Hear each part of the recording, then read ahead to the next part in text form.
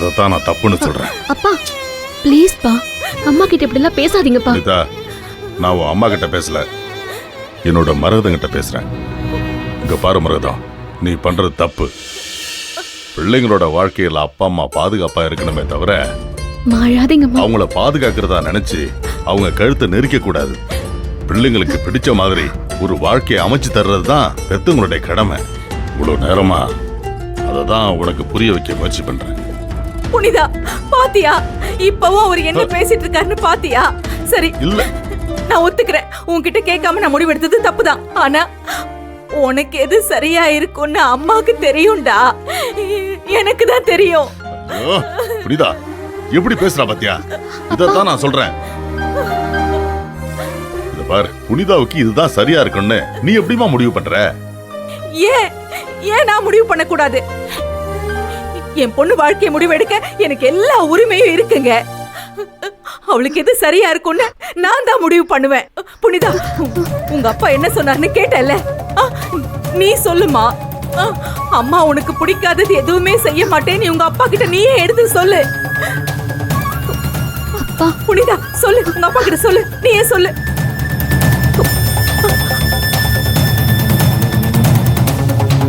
புனிதா, உன் அம்மா கேக்குறல்ல, சொல்லுமா, சொல்லு. வேணாம்ப்பா.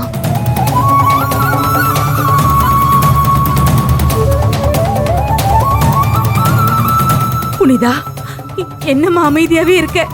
அப்போ அப்போ உங்க அப்பா சொன்னதெல்லாம் சரிதானா? சரிதானா? அப்போ நான் உன் அம்மா இல்லையா? நான் உன் வாழ்க்கையில முடிவெடுக்க கூடாதா? ஐயோ கடவுளே. அம்மா இல்லம்மா, அம்மா நீங்க அப்படி எல்லாம் சொல்லாதீங்கம்மா. ஐயோ, நீங்க என்னோட அம்மா, நீங்க என்ன சொன்னாலுமே அது என்னோட நல்லதுக்கு தான் எனக்கு நல்லாவே தெரியும்மா. அழாதீங்கம்மா. ஐயோ,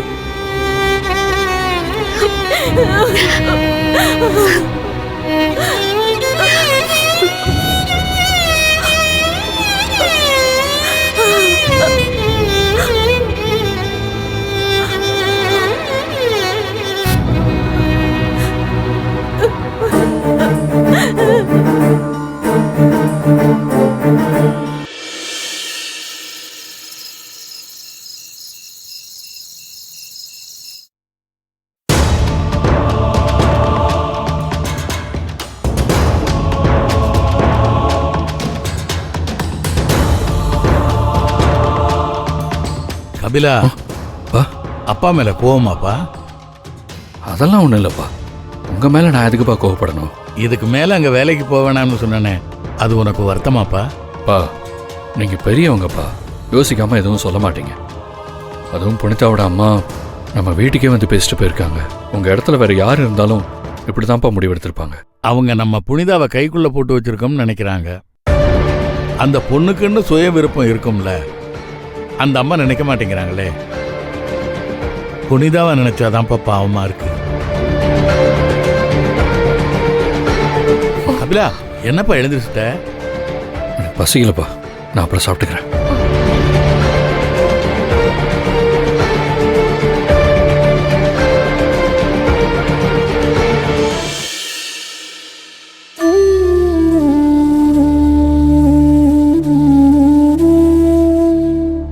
அக்கா, உங்ககிட்ட கொஞ்சம் பேசலாமாக்கா? சொல்லு சரவணா. கபிலன் விஷயத்துல என்னக்கா முடிவு எடுத்திருக்கீங்க? இனிமே கபிலன் கிட்ட பேசக்கூடாதுன்னு அம்மா சொல்லிட்டாங்கல்ல. கபிலனை வேலைக்கும் வரக்கூடாதுன்னு சொல்லியிருக்காங்க. அம்மா இத ரொம்ப நாளா சொல்லிட்டு தான் சரவணா இருக்காங்க. அம்மா சொல்லி நான் கேட்காதது கபிலன் விஷயம் மட்டும்தான். இப்ப என்னக்கா முடிவு பண்ணிருக்கீங்க? புனிதா என்ன முடிவெடுத்தாலும் அதுதான் அமுதா என் முடிவும். அண்ணே, உன்னை நினைச்ச எனக்கு கஷ்டமா இருக்குன்னு. உன்னால புனிதா நீய பார்க்காம இருக்க முடியுமா? இல்ல அவங்க கிட்ட பேசாம தான் இருக்க முடியுமா? புனிதா நீயோட அம்மா தான் உன்னை வேலைக்கு வர வேண்டாம்னு சொன்னாங்கல்ல. நீ வேற இடத்துல கூட வேலை பாருன்னு. ஆனா புனிதா நீ கூட பேசாம உன்னால எப்படி நான் இருக்க முடியும்? அத புனிதா தான் முடிவு பண்ணணும் அமுதா.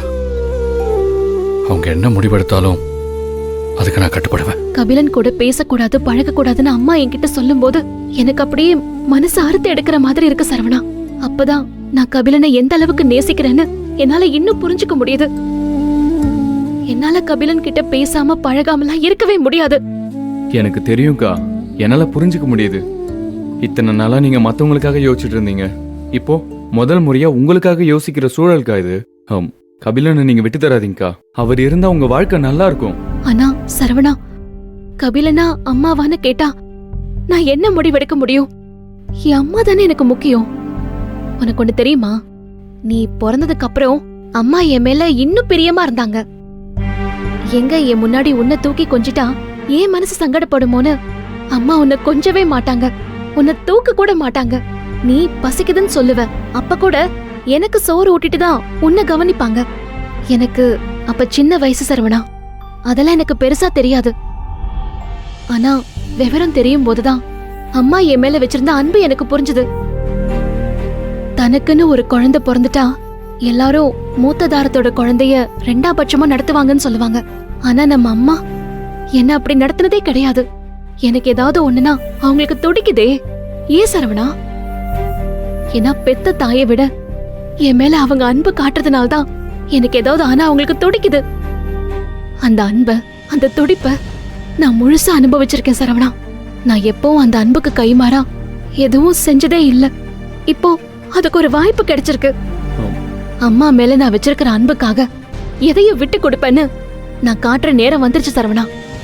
அக்கா, நீங்க என்ன சொல்றீங்க? அப்படின்னா எனக்கு வேற வழி தெரியல சரவணா. கபிலன் என்ன புரிஞ்சு பாரு.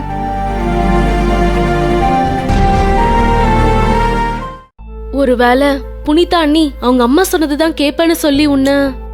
நான் சொன்னதுதான் அமுதா. புனிதா மேல நான் வச்சிருக்கிற காதல் உண்மையானதுன்னா அவங்களுக்கு எந்த விதத்துலையும் நான் சங்கடத்தை கொடுக்கக்கூடாது. நான் வேலைக்கு போக போறதில்ல. புனிதாக்கு ஒரு ஸ்பேஸ் கொடுக்கணும். அவங்க சூழல் அவங்களுக்கு தான் தெரியும். அவங்க என்ன முடிவு வேணாலும் எடுக்கலாம். நான் சப்போர்ட் பண்றேன்னு சொல்லிடுறேன். அக்கா, நாளைக்கு நான் கபிலன் கிட்ட பேசுறேன்க்கா. என்ன பேசுவ? அத நான் பேசிக்கிறேன்க்கா. சரவணா, சரவணா நில்லு. இங்க வா, வா. நீ கபிலன் கிட்ட எதுவும் பேச வேண்டாம், நானே பேசிக்கிறேன். சரியா? இல்லக்கா. என்ன பேசுறாங்க? சரவணா, கபிலன் கிட்ட நாளைக்கு நான் கோயிலுக்கு வர சொல்லி பேசுறேன். ஓ, அந்த கபிலனை கோவிலுக்கு வர சொல்ல போறாங்களா? எதுக்கு?